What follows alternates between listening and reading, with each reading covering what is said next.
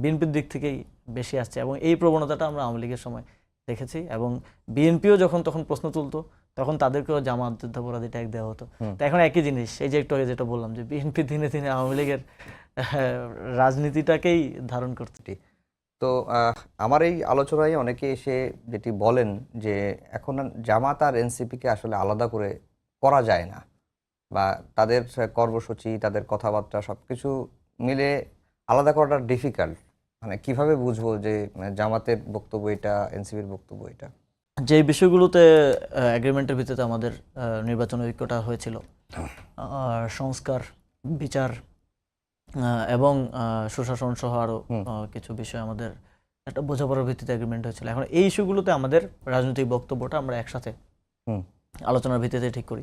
আমাদের 11 দলীয় ঐক্যের আমাদের সমন্বয় সভা হয়, মিটিং হয় এবং সংসদেও আমাদের যে প্রতিনিধিরা আছেন তারা একসাথে বসে সংসদ অধিবেশনের আগে এবং পরে রিভিউ করেন, আলোচনা করেন এবং যেই বিষয়গুলোতে আমরা যে কর্মসূচিগুলোতে আমরা একমত সেই কর্মসূচিগুলো নিয়ে একই সিদ্ধান্ত এবং একই বক্তব্য থাকে। সেখানে কোনো পার্থক্য বা সেখানে তো ভিন্নতা রাখার কোনো প্রয়োজনীয়তাও নাই।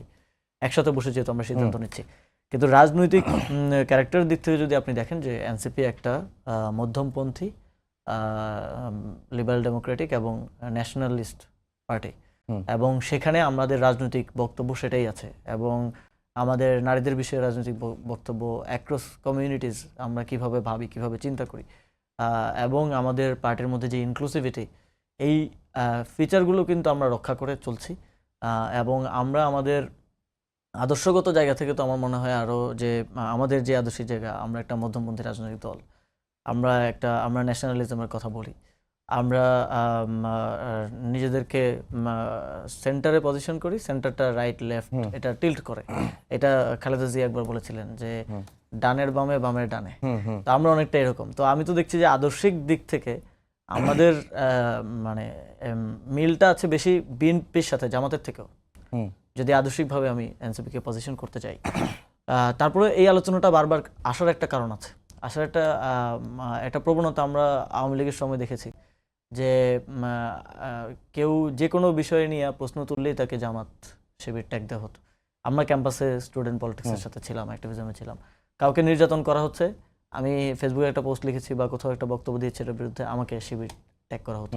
তো এটার মধ্য দিয়ে আপনাকে ডিলিজিটিমাইজ করা, আপনার রাজনৈতিক যেই ইস্যুটা আছে বা যেই বিষয়টা নিয়ে আপনি কথা বলছেন সেখান থেকে ডাইভার্ট করা এবং আপনাকে একটা ডিফারেন্ট জায়গায় নিজেকে ডিফেন্ড করার জায়গায় নিয়ে যাওয়ার একটা প্রক্রিয়া হিসাবে আমি মনে করি যে এই প্রশ্নটা বারবার করা হয় যে এনসিপি জামাত এক হয়ে গেছে বা এনসিপি জামাতের মধ্যে পার্থক্য নেই। এটা বিএনপির দিক থেকেই বেশি আসছে এবং এই প্রবণতাটা আমরা আওয়ামী লীগের সময় দেখেছি এবং বিএনপিও যখন তখন প্রশ্ন তুলতো তখন তাদেরকেও জামাত যুদ্ধাপরাধী ট্যাগ দেওয়া হতো। তো এখন একই জিনিস, এই যে একটু আগে যেটা বললাম যে বিএনপি দিনে দিনে আওয়ামী লীগের রাজনীতিটাকেই ধারণ করছে।